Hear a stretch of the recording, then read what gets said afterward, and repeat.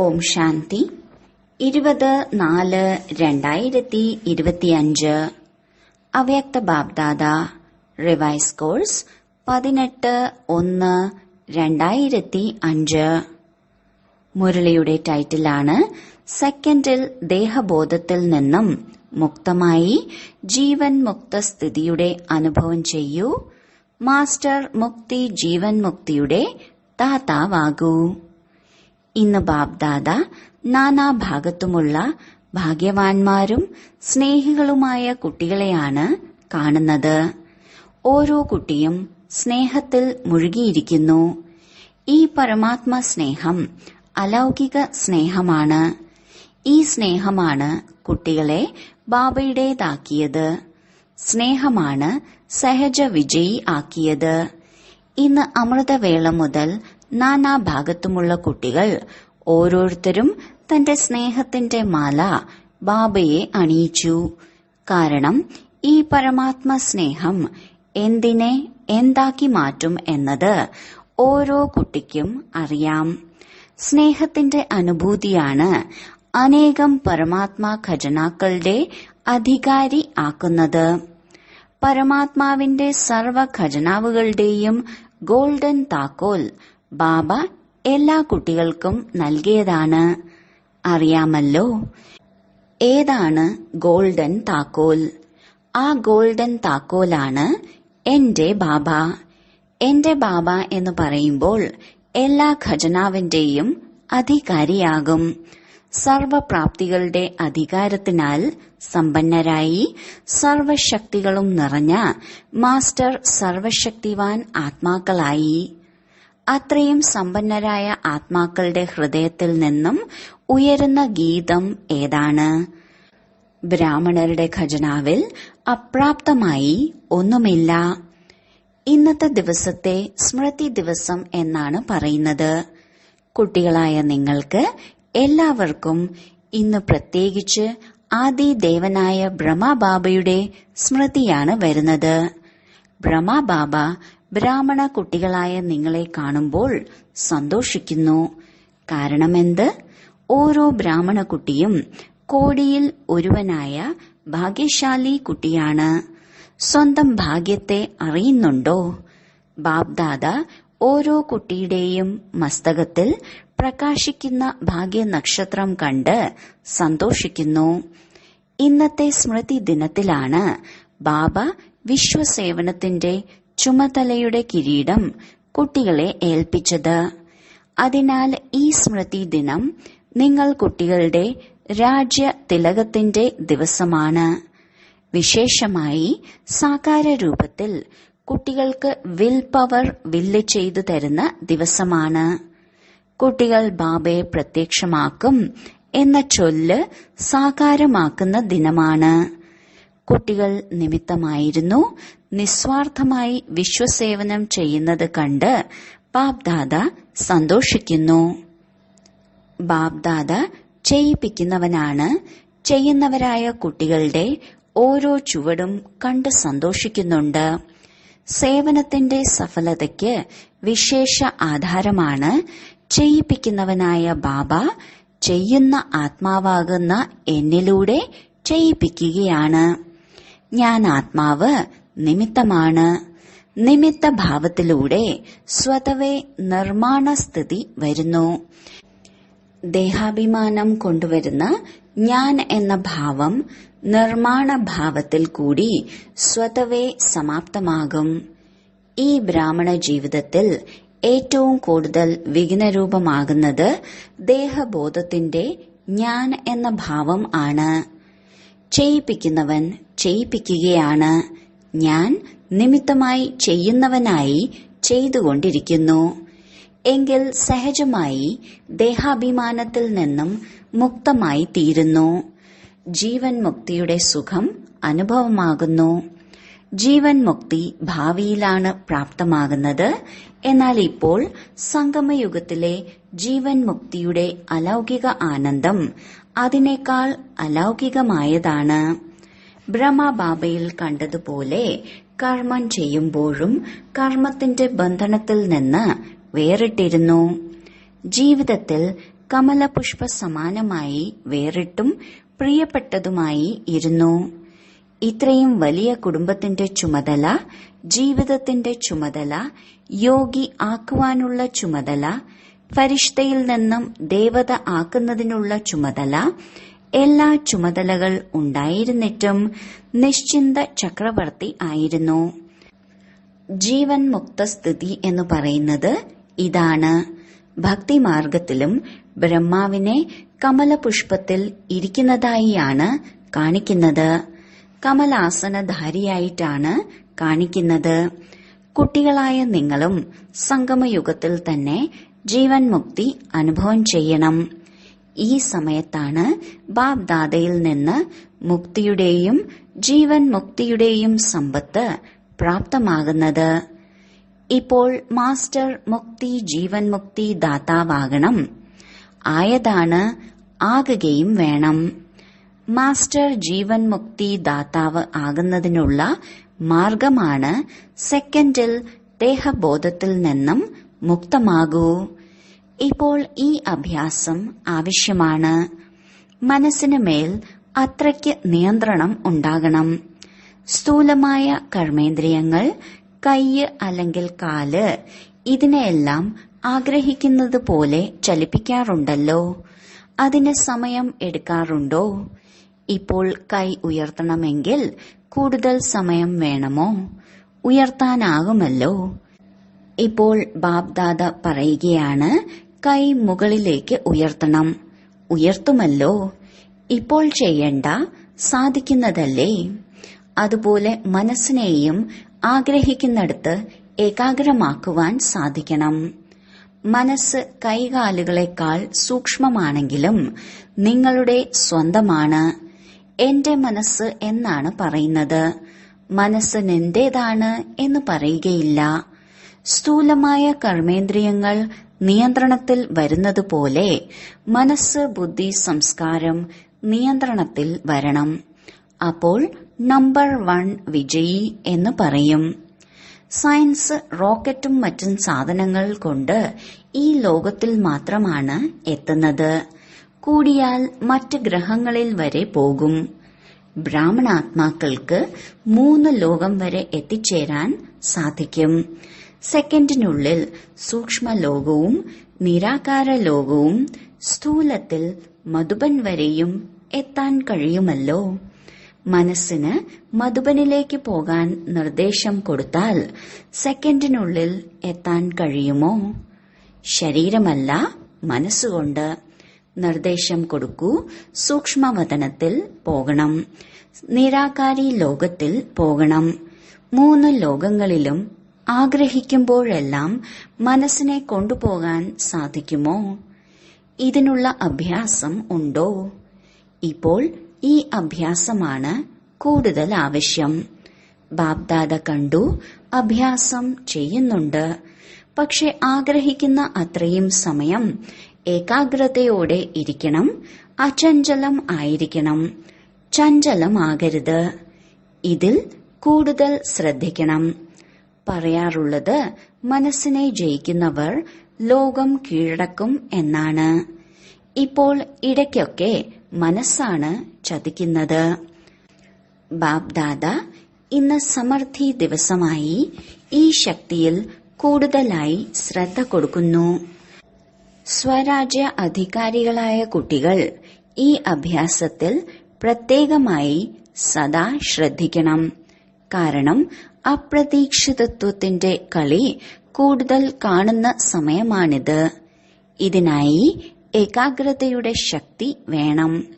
ഏകാഗ്രതയുടെ ശക്തിയോടൊപ്പമൊപ്പം ദൃഢതയുടെ ശക്തി സഹജമായി വന്നു ചേരും.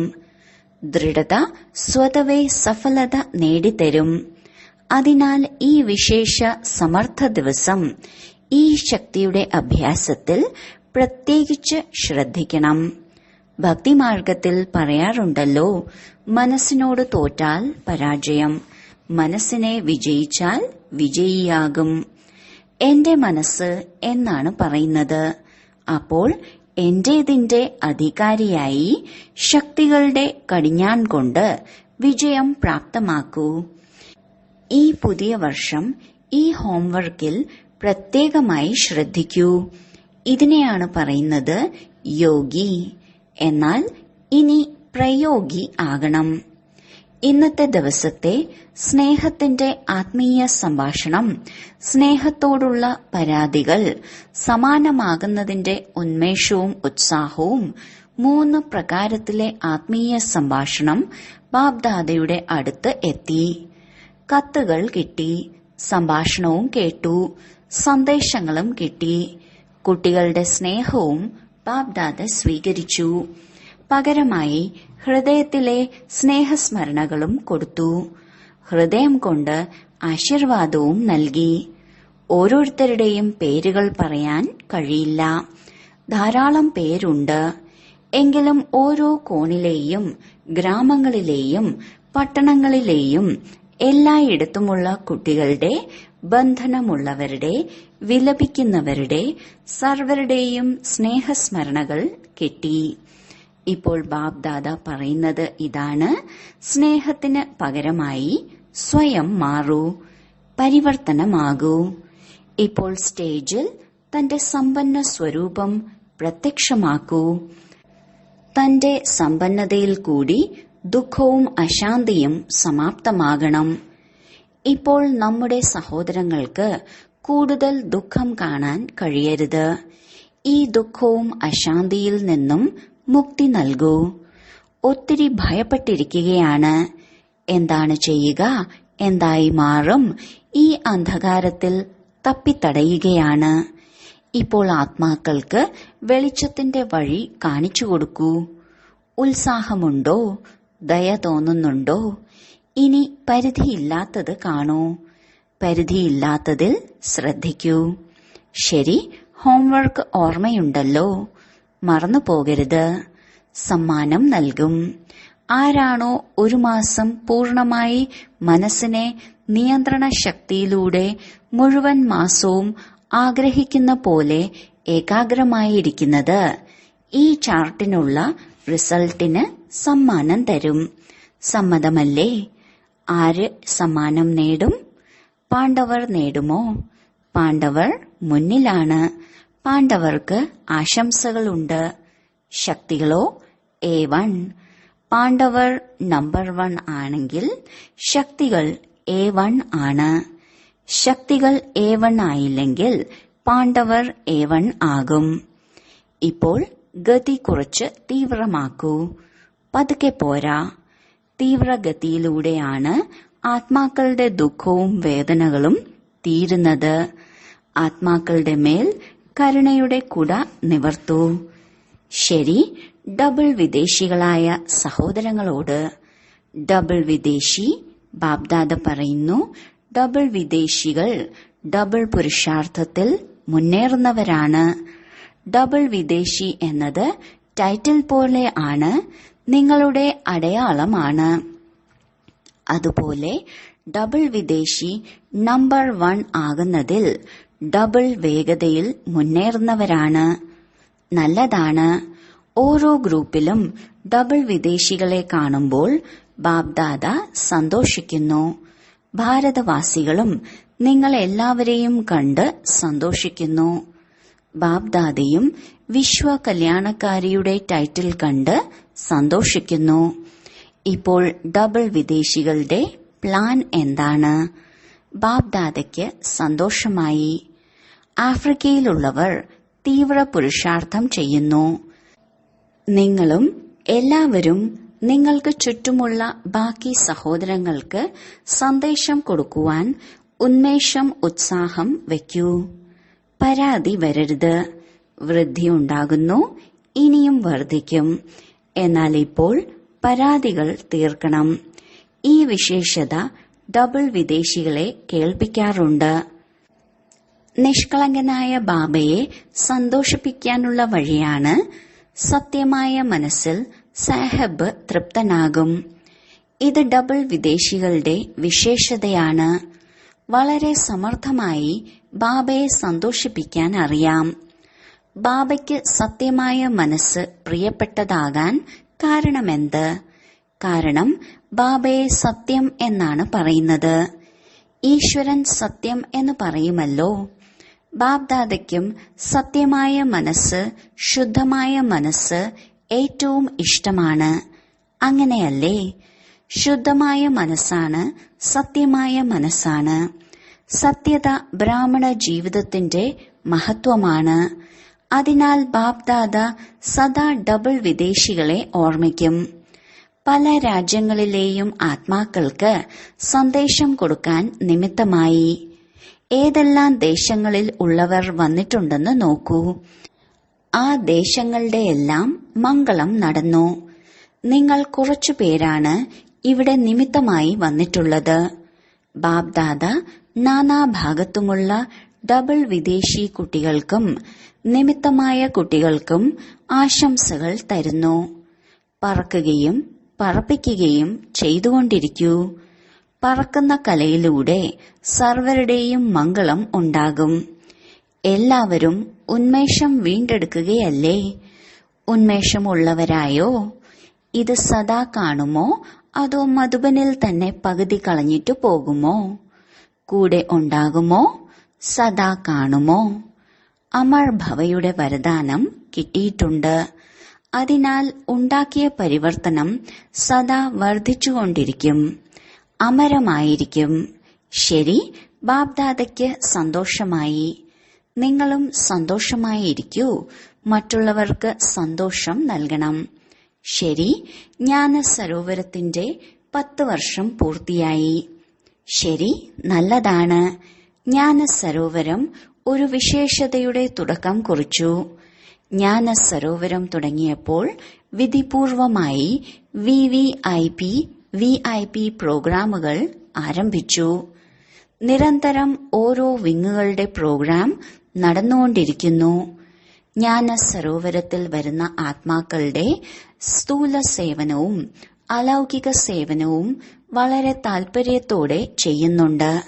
അതിനാൽ ജ്ഞാന സരോവരത്തിലുള്ളവർക്ക് ബാബ്ദാദ പ്രത്യേകിച്ച് ആശംസകൾ തരുന്നു.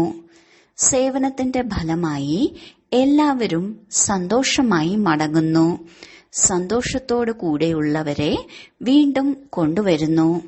എല്ലാ ദിക്കുകളിലും ശബ്ദം കേൾപ്പിക്കാൻ ജ്ഞാന സരോവരം നിമിത്തമായി.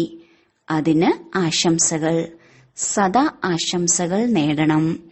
ശരി, ഇപ്പോൾ 1 സെക്കൻഡ് മനസ്സിനെ ഏകാഗ്രമാക്കൂ. എല്ലാവരും 1 സെക്കൻഡ് ബിന്ദു സ്വരൂപത്തിൽ സ്ഥിതി ചെയ്യൂ. ബ്രാക്കറ്റിൽ ബാബ്ദാദ ഡ്രിൽ ചെയ്യിപ്പിച്ചു. ശരി, സദാ ഈ അഭ്യാസം ചെയ്തുകൊണ്ടിരിക്കണം.